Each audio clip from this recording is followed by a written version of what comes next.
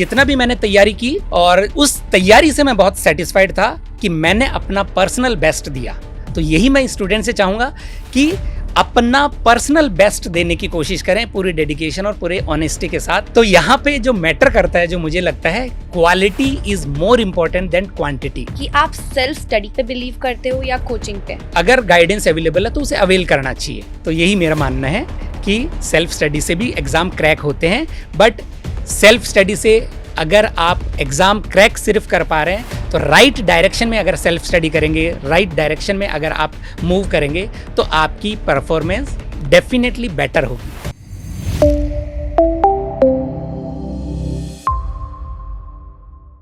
Hello everyone, welcome to the official Ingrade podcast जिसका theme है we are IITians and we make IITians। I am your host Deepika Batra और आज हमारे साथ एक ऐसी पर्सनालिटी मौजूद है जो सिर्फ IITians बनाती ही नहीं है बल्कि खुद भी एक IITian है। जी हाँ, सही सुन रहे हैं आप।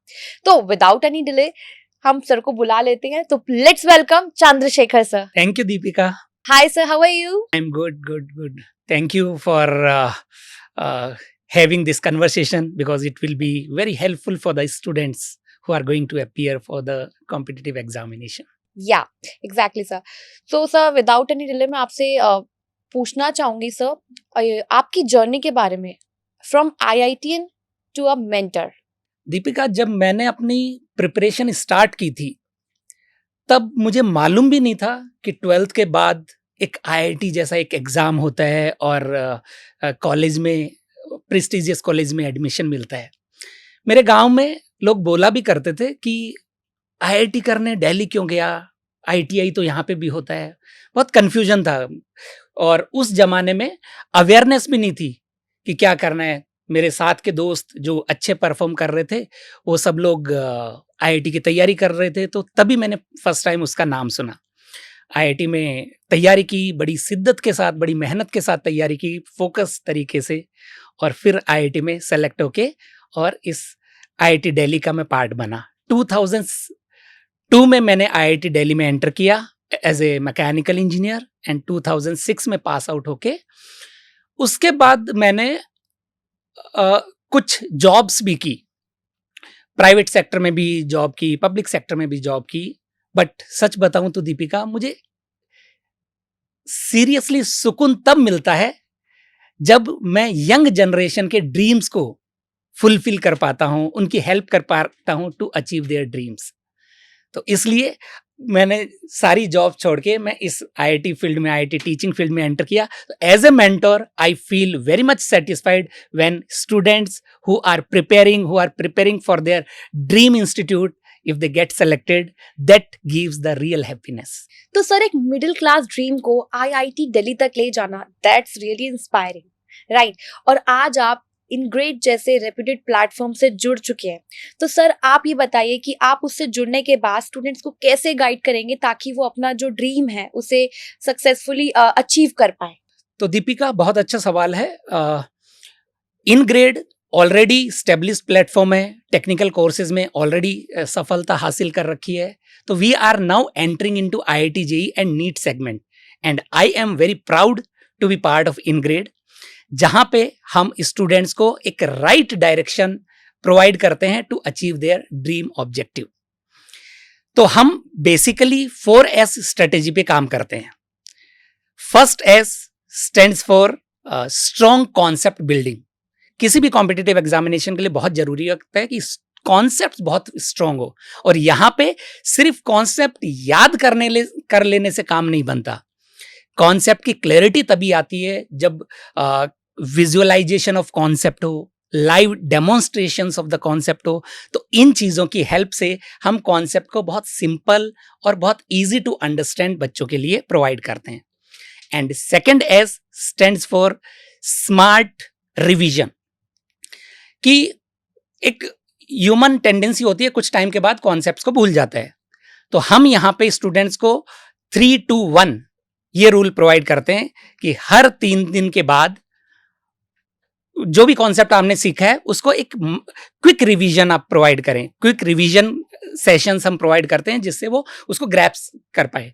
उसके बाद उसके 2 दिन बाद फिर से उस माइक्रो रिवीजन करते हैं, उसके बाद 1 दिन बाद, क्यों जब तक आप बार बार रिवीजन करोगे, पहली बार रिवीजन में काफ़ी टाइम लग जाता है, बट बाकी टाइम रिवीजन करते हैं तो जल्दी भी हो जाता है और चीज़ें ज़्यादा लंबे टाइम तक रिटेन हो पाती है।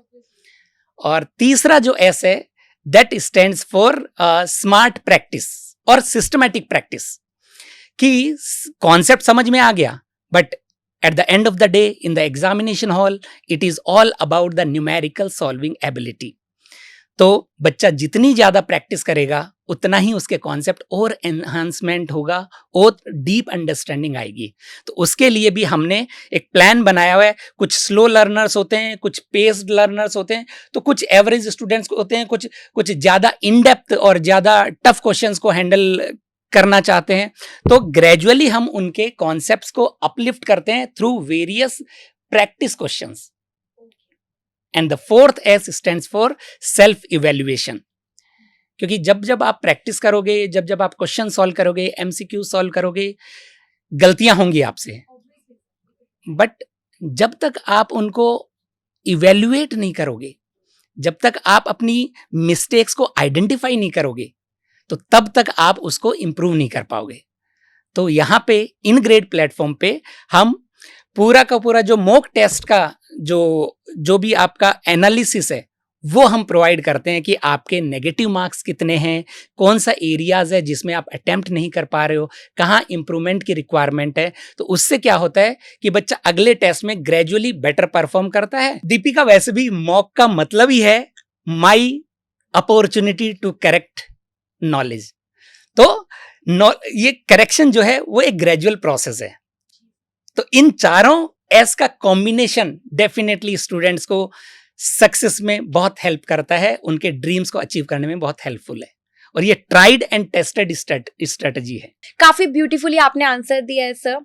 और नेक्स्ट क्वेश्चन हर एक बच्चा आपसे पूछना चाहता है कि क्या IIT JEE की प्रिपरेशन करना सही है? क्या कोई ओवर हाइप तो नहीं है कि कोई और कर रहा है तो मैं भी कर लूं? मतलब क्या ये अप्रोच सही है? दीपिका, इस बारे में मैं बच्चों से कहना चाहूंगा कि ये जो IIT का जो एग्जाम है, सिर्फ एक एग्जाम नहीं है कि जिसको सिर्फ मार्क्स से जज किया जाए। ये जो प्रिपरेशन जर्नी है एक्चुअल में वो बहुत ब्यूटीफुल है। ये बहुत कुछ सिखाती है आपको, not only the theoretical knowledge, but आप प्रेशर को कैसे हैंडल करते हैं, या आप अपने टाइम मैनेजमेंट को कैसे हैंडल करते हैं। तो एक बार अगर आपने IIT JEE की पूरी ऑनेस्टी के साथ, डेडिकेशन के साथ तैयारी की है, आपका JEE में होता है या नहीं होता है वो एक सेकेंडरी है, बट अगर आपने तैयारी की है तो आप किसी भी एग्जामिनेशन, किसी भी टफ एग्जामिनेशन को, लाइक कैट हो या UPSC हो, कोई सी भी एग्जामिनेशन को आप बड़ी आसानी से क्रैक कर पाएंगे। क्यों? क्योंकि प्रिपरेशन जो है वो एक डिसिप्लिन सिखाती है, आपको मोटिवेट करती है to go in the right direction. तो इस वजह से इस जर्नी को एंजॉय करिए, और इस जर्नी से बहुत कुछ सीखने का है। आप लाइफ के जो रियल लाइफ चैलेंजेस हैं उनको भी इजीली ओवरकम कर पाओगे। मैंने देखा है कि जो IIT की जो तैयारी करते हैं वो डिफरेंट लेवल पे, मैच्योरिटी लेवल उनका डिफरेंट हो जाता है। वो रियल लाइफ सिचुएशंस को बड़े मैच्योरली हैंडल कर पाते हैं, प्रेशर को बहुत इजीली सस्टेन कर पाते हैं, हैंडल कर पाते हैं। तो इसलिए मैं यही कहूंगा कि सिर्फ एक IIT JEE को एग्जाम की तरफ ना देखते हुए इसको एक प्रोसेस की तरह देखना चाहिए स्टूडेंट्स को। काफी इंसाइटफुल आपने आंसर दिया सर। तो सर, जब आप अपनी प्रिपरेशन कर रहे थे तब आपने अपनी मेंटल हेल्थ को कैसे मैनेज किया? क्योंकि काफी लोग इस टाइम पे आके बर्नआउट हो जाते हैं, तो ये काफी लोग जानना चाहेंगे कि आपने कैसे अपनी चीजों को हैंडल किया उस टाइम पे। देखो, आज मैं on the other side of the table हूँ, बट जो आज बच्चा प्रिपरेशन कर रहा है, जो लाइफ वो जी रहा है, वही लाइफ मैंने जी है। वैसे ही एंजाइटी मुझे होती थी, वैसे ही प्रेशर मुझे आता था। कई बार मेरा मन करता था कि should I continue preparing for the examination और शुड आई ड्रॉप इट। तो that is the part of human nature. तो ऐसा नहीं है कि मेरे लिए बहुत इजी गोइंग थी ये प्रिपरेशन। मैंने भी बहुत कुछ सीखा, मैंने भी डाउनफॉल देखे, मैंने भी एग्जामिनेशन में जैसी परफॉर्मेंस में अपनी एक्सपेक्ट कर रहा था उतना टेस्ट में नहीं परफॉर्म कर रहा था। तो मुझे भी लग रहा था कि शायद और बेहतर करने की ज़रूरत है। बट एक चीज़ इम्पॉर्टेंट थी कि मैंने एक गोल डिसाइड किया था और मैंने पूरी कोशिश उसको फुलफिल करने में लगा दी। मैंने लास्ट में ये सोच लिया था कि आईआईटी में हो या ना हो, बट एक चीज मैं कभी भी रिग्रेट नहीं करना चाहूंगा कि मैंने अपना 100% नहीं दिया। और उस चीज का मेरे को प्राउड था कि जितना भी मैंने तैयारी की और उस तैयारी से मैं बहुत सेटिस्फाइड था कि मैंने अपना पर्सनल बेस्ट दिया। तो यही मैं स्टूडेंट से चाहूंगा कि अपना पर्सनल बेस्ट देने की कोशिश करें पूरी डेडिकेशन और पूरे ऑनेस्टी के साथ, तो definitely the results will fall in your place. Obviously sir, काफी रियल इनसाइट आपने हमारे सामने रखी है अपनी। और सर मैं ये कहना चाहूंगी कि जैसे आजकल के स्टूडेंट्स हैं वो सिर्फ लेक्चर्स पे ही नहीं जाना चाहते हैं, वो आजकल लाइफस्टाइल मेंटोरशिप पे भी बिलीव करते हैं, तो आप उस पे कुछ बताना चाहेंगे? हाँ, मैं यही कहना चाहूंगा कि एक आईआईटीएन आपको आईआईटी की तैयारी करवा रहा है, तो वो जो कॉन्फिडेंस बिल्ट होता है स्टूडेंट्स के माइंड में, मैं भी अपने टीचर्स को बहुत रेस्पेक्ट से देखता था कि उन लोगों ने वो लाइफ ऑलरेडी अचीव की है या वो टारगेट ऑलरेडी अचीव किया है जिसको हम एस्पायर कर रहे हैं। तो इसलिए कि एक ट्रस्ट है वो बिल्ड होता है, और वो जो ट्रस्ट जब बिल्ड होता है एक टीचर पे, एक ऐसे बंदे पे जिसने वो लाइफ पास की है, वो लाइफ से गुजरा है, तो self motivation, self confidence automatically develop होता है। तो sir let's talk about strategy.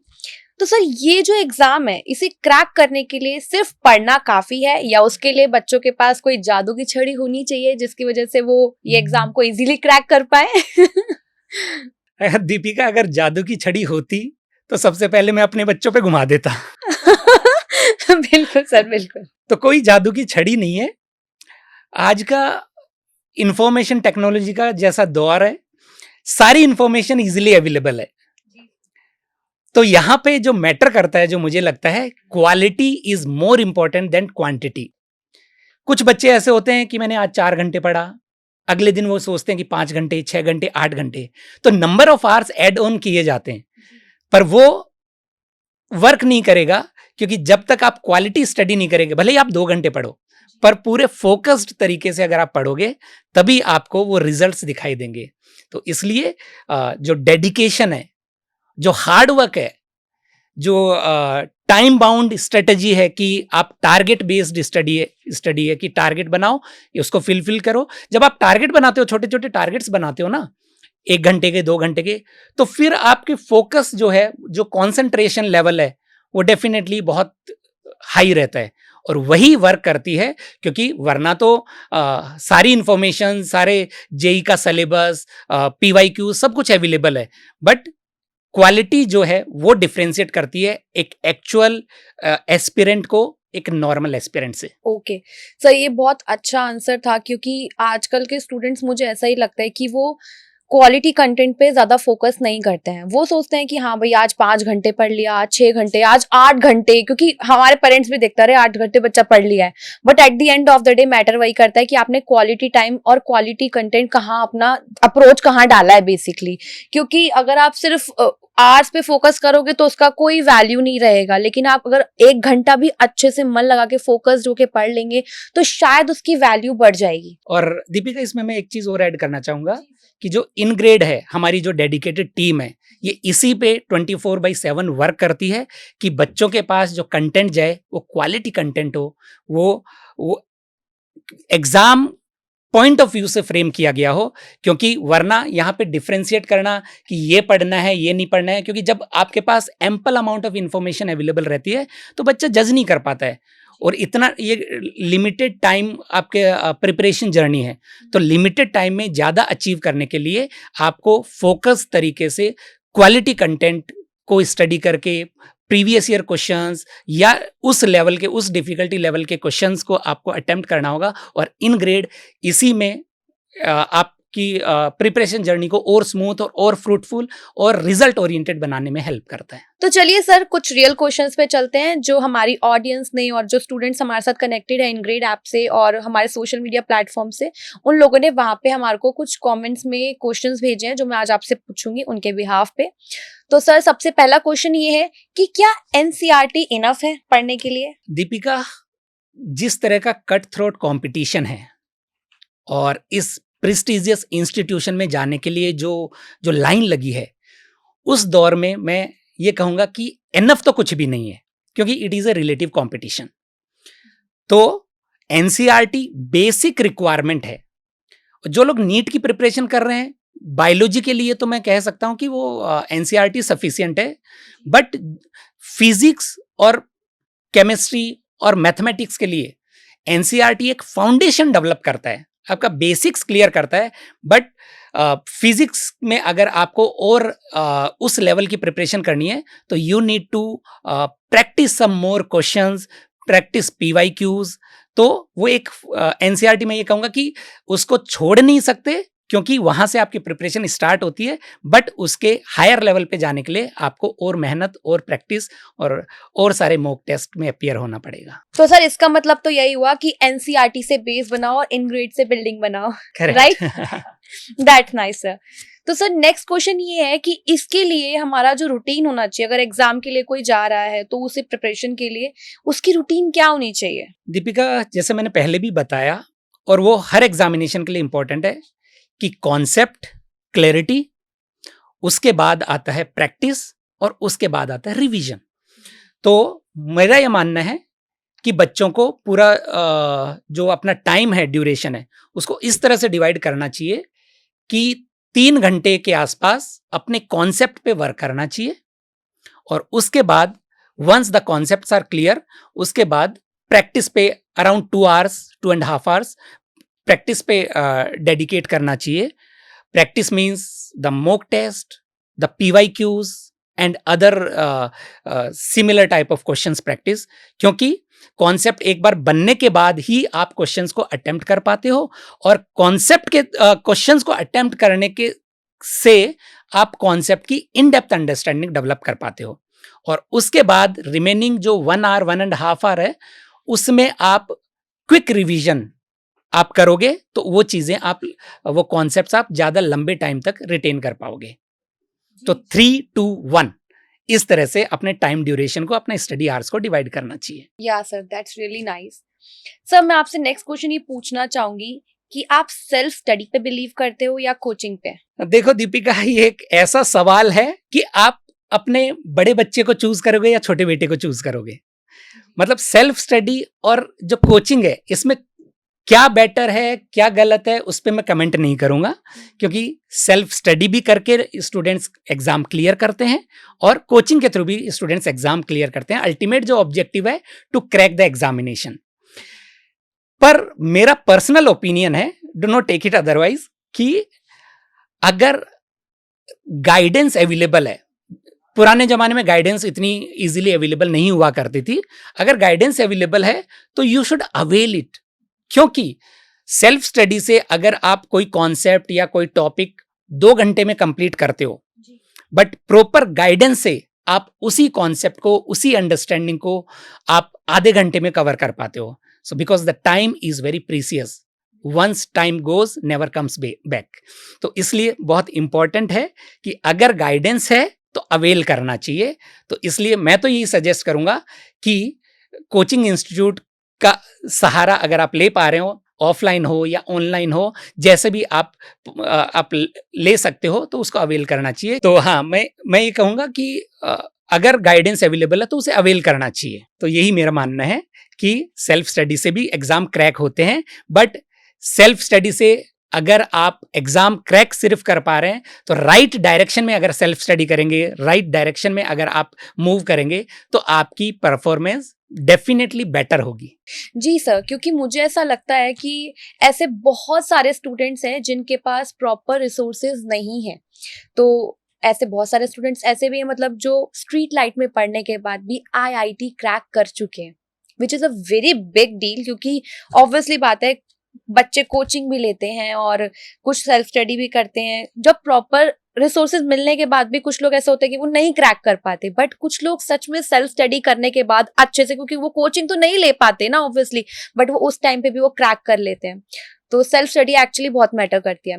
हाँ दीपिका, मैं इसमें एक पॉइंट और ऐड करना चाहूंगा। जी सर। जो लोग सेल्फ स्टडी भी करते हैं वो कहीं ना कहीं, क्योंकि इंटरनेट कनेक्टिविटी आज के टाइम पे इजीली अवेलेबल है, रिमोट एरियाज में भी अवेलेबल है, तो वो ऑनलाइन प्लेटफॉर्म की हेल्प से वही चीज़ जो फिजिकल कोचिंग नहीं अफोर्ड कर पा रहे हैं या नहीं जा पा रहे हैं किसी वजह से, उसको अवेल नहीं कर पा रहे हैं, तो वो ऑनलाइन प्लेटफॉर्म की हेल्प से वो गाइडेंस पाते हैं और उस एग्जामिनेशन को क्रैक करने के डायरेक्शन में, राइट डायरेक्शन में वो मूव कर पाते हैं। और इसलिए इन ग्रेड जो है वो ऐसे ही एक प्लेटफॉर्म है जो ऐसे बच्चों तक पहुंचता है जो लोग एस्पायर करते हैं to become IITian, but because of lack of resources, because of lack of opportunities remote areas में, तो वो इस फैसिलिटी को या इस प्लेटफॉर्म को इजीली अवेल कर पाते हैं। और यही मेरा मकसद है, और इसी बात से मैं बहुत हैप्पी फील करता हूं कि मैं ऐसे बच्चे तक पहुंच पाता हूं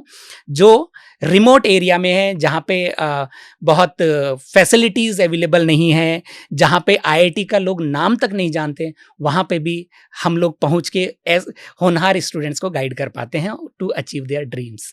तो सर उनके लिए तो बहुत अच्छी चीज है कि आप जैसे फैकल्टी उनको मिलेंगे और उन्हें बहुत कुछ आपसे सीखने को मिलेगा। तो सर नेक्स्ट क्वेश्चन हमारे पास जो आया है वो ये है कि किसी मॉक के खराब जाने के बाद, कोई मॉक टेस्ट दे रहा है और वो अच्छा नहीं गया, तो उसके बाद उनका जो कॉन्फिडेंस होता है वो टूट जाता है, तो उस टाइम पे वो क्या करें? दीपिका, मैं तो ये कहूंगा कि मॉक टेस्ट खराब जाना एक अपॉर्चुनिटी है, क्योंकि मॉक टेस्ट बहुत अच्छे जा रहे होते हैं ना, तो बच्चे का जो कॉन्फिडेंस लेवल है वो ओवर कॉन्फिडेंट भी हो जाता है बच्चा। तो जब तक एक सेटबैक नहीं मिलेगा तब तक उसको इंप्रूव करने की अपॉर्चुनिटी वाला दरवाजा नहीं खुलेगा। तो मॉक टेस्ट, और वैसे भी मॉक टेस्ट की जो परफॉर्मेंस है that is not the real performance. Mock test में अगर आपकी खराब भी परफॉर्मेंस आ रही है तो भी आपको बहुत कुछ सीखने को मिलता है, उसको इवेल्युएट करोगे, आपको वीक एरियाज पता चलेंगे। तो मॉक टेस्ट अगर खराब हुआ है तो आप इसको ऐसे अपॉर्चुनिटी लीजिए कि आप बहुत सारे और क्वेश्चन प्रैक्टिस करने की आपके दरवाजे खुल गए। तो मॉक टेस्ट की जो परफॉर्मेंस है वो बहुत ज़्यादा मैटर नहीं करती, और डेफिनेटली मॉक टेस्ट थोड़े से, मैंने जो ऑब्जर्व किया है, मॉक टेस्ट थोड़ा सा upper level of difficulty point of view से फ्रेम किए जाते हैं, जिससे कि हम वर्स्ट सिचुएशन में स्टूडेंट को प्रिपेयर करते हैं कि मान लीजिए कोई एग्जामिनेशन बहुत टफ आ गया, out of the box, out of the league अगर कोई एग्जामिनेशन पेपर अगर सेट हो गया, तो उसमें भी हमारे बच्चे सर्वाइव कर पाएं। बहुत अच्छी सेइंग है, a smooth sea never made a skilled sailor. जब तक उसमें अप्स डाउन्स नहीं आएंगे तब तक स्टूडेंट बहुत स्ट्रांग नहीं बन पाएगा। तो इसलिए मॉक टेस्ट में खराब परफॉर्मेंस होने को इसी तरीके से देखना चाहिए कि it is not the failure, it is an opportunity to work harder, to work better and better to improve yourself. जी बिल्कुल बिल्कुल सर। जैसे एक बच्चा होता है छोटा, वो गिर गिर के ही चलना सीखता है, तो ऑब्वियसली कोई भी एग्जाम हो तो उसमें भी बच्चे को या कोई भी स्टूडेंट अगर उसमें पार्टिसिपेट कर रहा है तो कहीं ना कहीं हार मिलने के बाद ही वो जो जीत मिलती है उसकी ज्यादा खुशी मिलती है, ये सच है। और कहीं ना कहीं अगर आपको बहुत चीजें मिल जाती हैं तो आप ओवर कॉन्फिडेंट भी हो जाते हैं, तो कहीं ना कहीं ये सिचुएशन लाइफ में आनी चाहिए। और जब मॉक टेस्ट, बहुत सारे मॉक टेस्ट स्टूडेंट दे देते हैं ना, तो उसे जो एक्चुअल एग्जामिनेशन है बहुत आसान लगता है, वो उतना प्रेशर नहीं फील कर रहा होता है, उसे लगता है ऐसे एग्जामिनेशन मैंने बहुत बार दिए हैं, तो उसके लिए नया एक्सपीरियंस नहीं होता, उसे लगता है कि ये एक्सपीरियंस तो मैंने बार बार जिया है। ठीक है सर, तो मेरा नेक्स्ट क्वेश्चन है आपसे, वो कुछ थोड़ा सा है अटपटा सा, ठीक है, जो सुनने में भी अजीब लगेगा, लेकिन ये जवाब बहुत सारे लोगों को जानना है। तो सर जैसे कि ये काफी वेल नोन फैक्ट है कि फिजिक्स काफी टफ है, राइट? और काफी लोग ये क्लेम करते हैं कि वो स्टूडेंट्स को ऐसा ट्रेन कर देंगे कि जब एग्जाम में पेपर में जो क्वेश्चन आएंगे वो ऐसे ही आएंगे जो उन्होंने पढ़ाए हैं, ठीक है। और 2025 के नीट के एग्जाम के बाद ये उन लोगों को आईना दिखा दिया गया है, राइट। तो मैं आपसे जानना चाहूंगी कि आपके जो स्टूडेंट्स हैं उनका जो 2025 का नीट का एग्जाम गया है, उनका ये एक्सपीरियंस या उनका कैसा गया है, कैसा उन्होंने दिया है एग्जाम और उन्होंने क्या क्या देखा है उस टाइम पे, कुछ आप बताइए। दीपिका, मुझे तो पहले से ही पता था कि जो एग्जामिनेशन में है वो कुछ भी हो सकता है, तो हम स्टूडेंट्स को इसी तरीके से ट्रेन कर रखा था हमने कि हम फॉल्स क्लेम या क्लेम करना, और वो एक मार्केटिंग स्ट्रेटजी हो सकती है, बट हम साइलेंट परफॉर्मर, मैं अपने आप को बोलूंगा कि we are like silent performer. हमारे बच्चों ने पहले से, हमारे बच्चे इस लेवल की प्रिपरेशन थी उन लोगों की कि वहां पे इस लेवल की उनकी प्रिपरेशन थी कि उनको एग्जाम इतना टफ नहीं लगा, क्योंकि जब बच्चा पहले से प्रिपेयर और माइंडसेट लेके चलता है तो फिर वो एग्जाम, उतनी प्रैक्टिस, उतने उतने क्वेश्चंस, उस लेवल के क्वेश्चन, क्योंकि हम टच करते हैं डिफिकल्टी लेवल को कि जिससे बच्चा कभी भी टफ पेपर में भी सरवाइव कर पाए। तो डेफिनेटली हमारे बच्चों ने अच्छा ही परफॉर्म किया है। दीपिका, जैसे फिजिक्स उन लोगों को टफ लगता है जो रियल लाइफ सिचुएशन से नहीं जोड़ पाते, क्योंकि हमारे चारों तरफ फिजिक्स है। जैसे छोटा सा एक एग्जांपल ले लो, जैसे प्रोजेक्टाइल मोशन है, हमारे आसपास हर चीज को, अगर आप किसी भी चीज को हवा में फेंकोगे तो वो प्रोजेक्टाइल मोशन ही होगा। तो जब स्टूडेंट उन छोटे छोटे एग्जाम्पल्स को उन कॉन्सेप्ट से रिलेट करता है, तब उसका बिल्डिंग, कॉन्सेप्ट बिल्डिंग ज्यादा स्ट्रांग हो पाता है। तो पहला जो काम है, जो पहला ऑब्जेक्टिव है, वो कॉन्सेप्ट बिल्डिंग का है। तो उसमें हम लाइव डेमोन्स्ट्रेशंस दिखाते हैं, हम रियल लाइफ एग्जांपल्स शो करते हैं, एनिमेशंस की हेल्प लेते हैं, जिससे बच्चे का कॉन्सेप्ट स्ट्रांग हो जाए, बच्चा ये फील करे कि हाँ, फिजिक्स इज एवरीवेयर। उसके बाद जो नेक्स्ट स्टेप आता है कि उनको न्यूमेरिकल सॉल्विंग एबिलिटीज उन बच्चों में डेवलप करना। उसके लिए हमारी टीम है, डेडिकेटेड टीम है, जो डिफिकल्टी लेवल को ध्यान में रखते हुए, नीट हो, आईआईटी जेईई हो, उसके डिफिकल्टी लेवल को ध्यान में रखते हुए नए नए क्वेश्चंस फ्रेम करते हैं। तो डेफिनेटली इतने बड़े एग्जामिनेशन में पढ़ाया हुआ वही एग्जैक्टली वही क्वेश्चन आएगा, उसकी कोई गारंटी नहीं ले सकता। जो लोग ऐसी गारंटी लेते हैं डेफिनेटली वो फॉल्स क्लेम करते हैं। बट क्योंकि हम इतने क्वेश्चंस बच्चे को प्रैक्टिस करवा देते हैं कि बच्चे को नया क्वेश्चन भी ऐसा लगता है, ऐसा क्वेश्चन तो मैंने देख रखा है, और वहीं वो जो इनर कॉन्फिडेंस है वो डेवलप होता है, और बच्चा जितना वो एक्सपेक्ट करता है उससे भी बेटर परफॉर्मेंस उसकी निकल के आती है।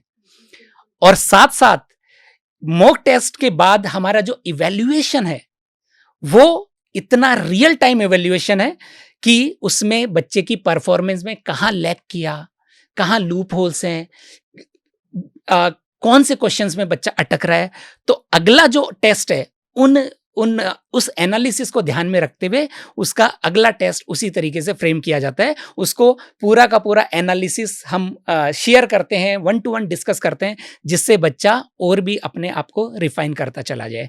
तो डेफिनेटली नीट का टफ पेपर चाहे टफ आए चाहे ईजी आए, जैसा मैंने बताया, it is a relative performance. तो अगर टफ भी आता है तो हमारे बच्चे, मैं दावे के साथ कह सकता हूं, इन ग्रेड से जुड़ा हुआ बच्चा कभी भी डाउन फील नहीं करेगा, वो हमेशा अच्छा ही परफॉर्म करेगा अपने काबिलियत से भी।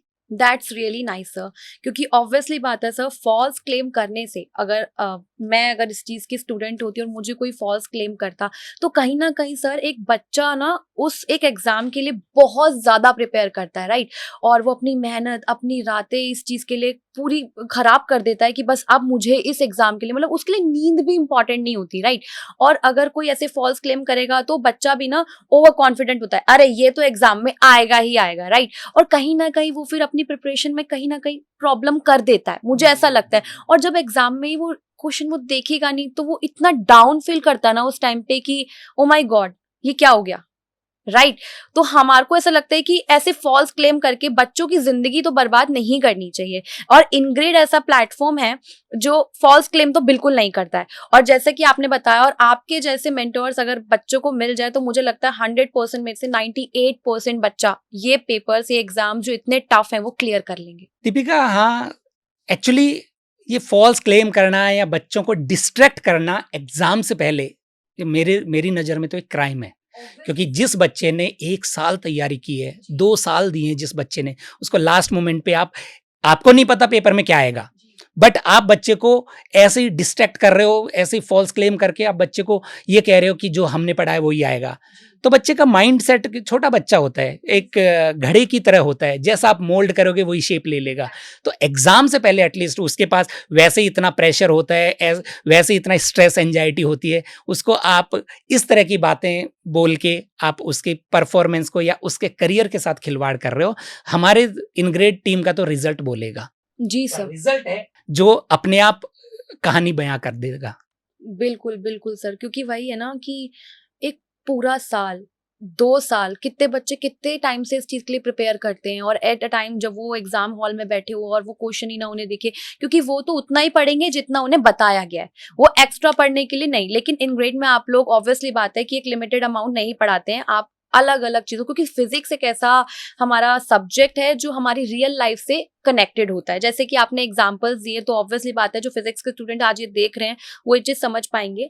और अगर हम किसी को ये चीज बोल दें कि इतना अमाउंट का ही आपके पास क्वेश्चन आएगा या इसी में से आएगा, तो ऑब्वियसली बात है वो इससे अलग पढ़ना चाहेगा ही नहीं।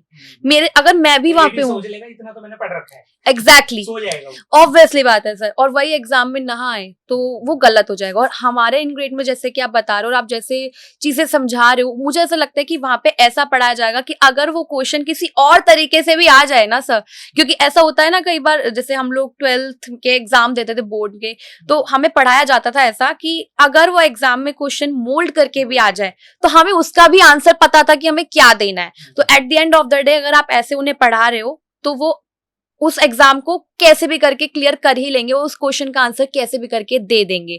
और फॉल्स क्लेम करके ऐसे बच्चों को डिस्ट्रैक्ट करके कुछ नहीं होने वाला। इससे क्या होगा, मार्केटिंग कब तक हो पाएगी सर, सबसे बड़ी बात ये है। लेकिन किसी का लाइफ बहुत मैटर करता है, किसी का करियर बहुत मैटर करता है, right sir. Now I want to ask one more question, last but not the least, क्योंकि ये क्वेश्चन बहुत इंपॉर्टेंट है और आज की ऑडियंस ये क्वेश्चन का आंसर जानना चाहेगी, और ये हमारे को हमारे सोशल मीडिया प्लेटफॉर्म से ही मिला था। तो सर स्टूडेंट्स जानना चाहते हैं कि कौन से चैप्टर्स बहुत ज्यादा टफ होते हैं, और अगर वो टफ हैं तो उनसे कैसे टैकल किया जाए। दीपिका, मेरी नज़र में तो कोई भी टॉपिक इतना टफ नहीं है, बट डेफिनेटली स्टूडेंट्स का अपना ओपिनियन होता है।